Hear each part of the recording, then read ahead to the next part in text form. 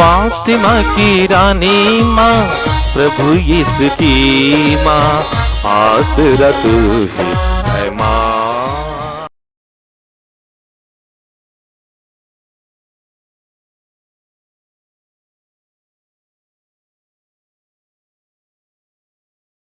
पहला पाठ नबी यिर्मयाह का ग्रंथ, अध्याय 17, पद संख्या 5 से 10।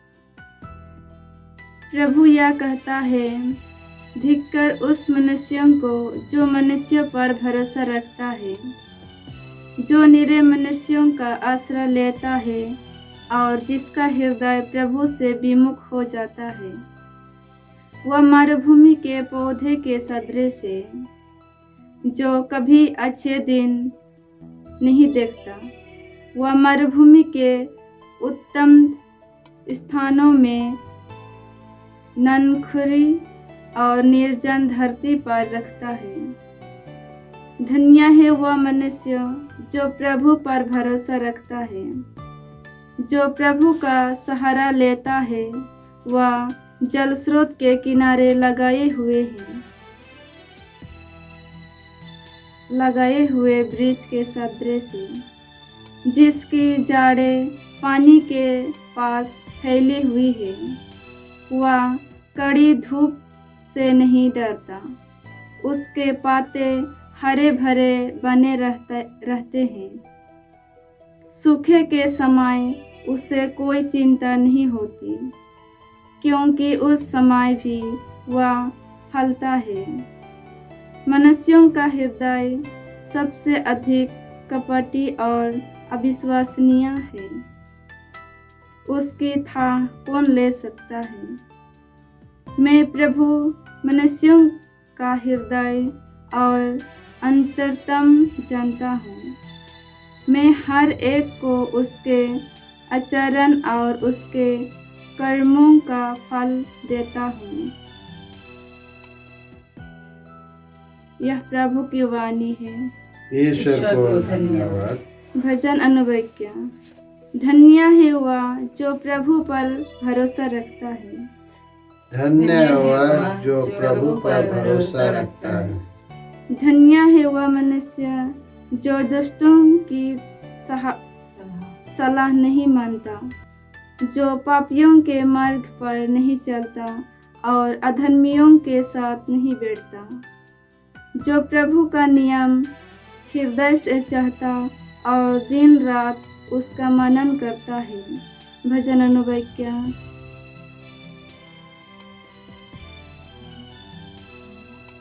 धन्य है वह जो प्रभु पर भरोसा रखता है। धन्य है वह जो प्रभु पर भरोसा रखता है। वह उस वृक्ष के सदृश है, जो जल स्रोत के पास लगाया गया है, जो समय पर फल देता और जिसके पाते कभी मुरझाते नहीं। वह मनुष्य अपने सब कामों में सफल हो जाता है। भजन अनुवाक्य। धन्य है जो प्रभु पर भरोसा रखता है। धन्य है वह जो प्रभु पर भरोसा रखता है। दुष्ट लोग ऐसे नहीं होते। वे तो पावन द्वारा छितराई हुई भूसी के सदृश है।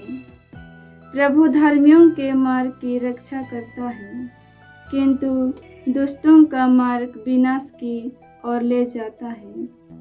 भजन अनुवाक्य।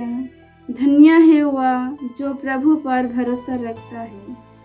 धन्य है वह जो प्रभु पर भरोसा रखता है। जय घोष। धन्य है वे लोग जो आज सच्चे और निष्कलंक हृदय में ईश्वर का वचन रखते और अपने धीरज के कारण फल लाते हैं। प्रभु आप लोगों के साथ हो और आपकी आत्मा के साथ। संत लूकस के अनुसार प्रभु यीशु ख्रिस्त का पवित्र सुसमाचार। हे प्रभु तेरी महिमा हो।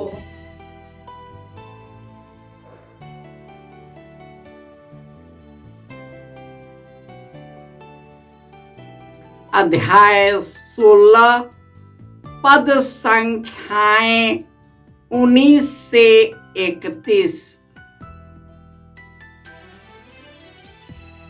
यीशु ने फरीसियों से कहा,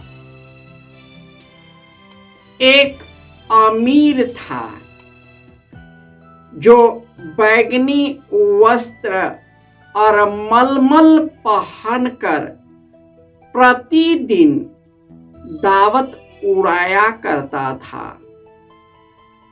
उसके फाटक पर लाजरुस नामक कंगाल पड़ा रहता था,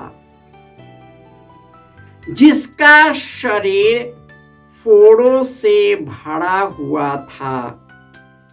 वह अमीर की मेज की जूठन से अपनी भूख मिटाने के लिए तरसता था और कुत्ते आकर उसके फोड़े चाटा करते थे। वह कंगाल एक दिन मर गया और स्वर्गदूतों ने उसे ले जाकर इब्राहिम की गोद में रख दिया। अमीर भी मरा और दफनाया गया। उसने अधोलोक में यंत्रणाएं सहते हुए अपनी आंखें ऊपर उठाकर दूर ही से इब्राहिम को देखा और उसकी गोद में लाजरुस को भी। उसने पुकार कर कहा, पिता इब्राहिम, मुझ पर दया कीजिए, लाजरुस को भेजिए जिससे वह अपनी उंगली का सीरा पानी में भिगोकर मेरी जीभ ठंडी करे, क्योंकि मैं इस ज्वाला में तड़प रहा हूं। इब्राहिम ने उससे कहा, बेटा, याद करो कि तुम्हें जीवन में सुख ही सुख मिला था और लाजरुस को दुख ही दुख। अब उसे यहाँ सांत्वना मिल रही है और उन्हें यंत्रणा। इसके अतिरिक्त हमारे और तुम्हारे बीच एक भारी गर्त अवस्थित है। इसलिए यदि कोई तुम्हारे पास जाना भी चाहे तो वह नहीं जा सकता और कोई भी वहां से इस पार नहीं आ सकता। उसने उत्तर दिया, हे पिता, आपसे एक निवेदन है। आप लाजरुस को मेरे पिता के घर भेजिए, क्योंकि मेरे 5 भाई हैं। लाजरुस उन्हें चेतावनी दे, कहीं ऐसा न हो कि वे भी यंत्रणा के इस स्थान में आ जाए। इब्राहिम ने उससे कहा, मूसा और नबियों की पुस्तकें उनके पास है, वे उनकी सुने। अमीर ने कहा, हे पिता, वे कहाँ सुनते हैं? परंतु यदि मुर्दों में से कोई उनके पास जाए तो वे पश्चाताप करेंगे। पर इब्राहिम ने उससे कहा, जब वे मूसा नबियों को नहीं सुनते, तब यदि मुर्दों में से कोई जी उठे तो वे उसकी भी बात नहीं मानेंगे। यह प्रभु का सुसमाचार है। हे क्रिस्त तेरी स्तुति हो। ख्रिस्त में प्यारे भाइयों और बहनों, आज के पहले पाठ में प्रभु यह कहते हुए धिक्कारता है, धिक्कार उस मनुष्य को जो मनुष्य पर भरोसा करता है, जो निरे मनुष्य का सहारा लेता, जिसका हृदय ईश्वर से विमुख हो गया है। वह मरुभूमि में के पौधे के सदृश है जो कभी अच्छे दिन नहीं देखते। दुष्ट लोग हैं जो भूसी की के सदृश है। वे पवन द्वारा छितराए गए उस भूसी के सदृश है जो उन्हें विनाश की मार्ग की ओर ले जाता है, जो अपने ही घमंड में चूर है और जो हृदय का कठोर है, दुष्ट है, अपना विचार छोड़ना नहीं चाहते, उनको कोई समझा नहीं सकता। ईश्वर खुद अपने नबियों को भेज करके उनको बदलने की कोशिश की, लेकिन वह बदला नहीं। हमारे घर और परिवार में जो यह मानकर चलते हैं, मैं वही करूंगा जो मैं चाहता, उसको बदल नहीं सकता, कोई नहीं बदलेगा। यही कारण है ये जो आज के सुसमाचार है लाजरुस और उस धनी व्यक्ति का। जब धनी व्यक्ति ने लाजरुस से कहा, आप लाजरुस को भेजिए जिससे वह विश्वास करे, अपना जीवन परिवर्तित करे और इस धधकती आग में न प्रवेश करे। लेकिन सच्चाई यही है, दुष्टों को सलाह देना अपने आप को जलाने के बराबर है। वे किसी का नहीं सुनते।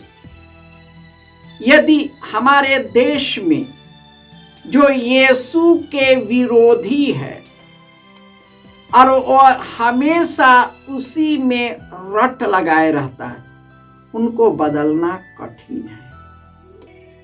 ईश्वर का वचन कहता है तीतुस के पत्र में, कुछ पाप प्राणघातक हैं और मैं नहीं कहता कि उसके लिए प्रार्थना करनी चाहिए, क्योंकि वह प्रार्थना भी उसे बदलता नहीं है। जो दुनिया के धन दौलत में, लालच में, उसी के गम में कठोर बन जाता है, अपने आप को ईश्वर से ऊंचा समझ लेता है, अहंकार और घमंड से भर देता है और सबों पर रौब जमाता है, उनको बदलना कठिन है। अपवाद तो है, अपवाद है। सभी पौलुस नहीं है, सब पौलुस नहीं है और सभी पश्चातापी नहीं है, क्योंकि वे सोचते हैं कि वे जो भी करते हैं ठीक कर रहे हैं, लेकिन ईश्वर तो उसके हृदय की थाह लेता है। हमें चाहिए कि ईश्वर की शक्ति पर विश्वास करें, चाहे हमें कितना भी दुख उठाना पड़े, धार्मिकता के कारण, न्याय के कारण, अपने ही घर में यदि हमें दुख भी सहना पड़े तो इसका कोई गम नहीं, क्योंकि विश्वमंडल का ईश्वर हमारे साथ है, उसकी शक्ति हमारे साथ है। वह हमें न्याय करेगा और हमें अनंत जीवन से भर देगा। जय यीशु।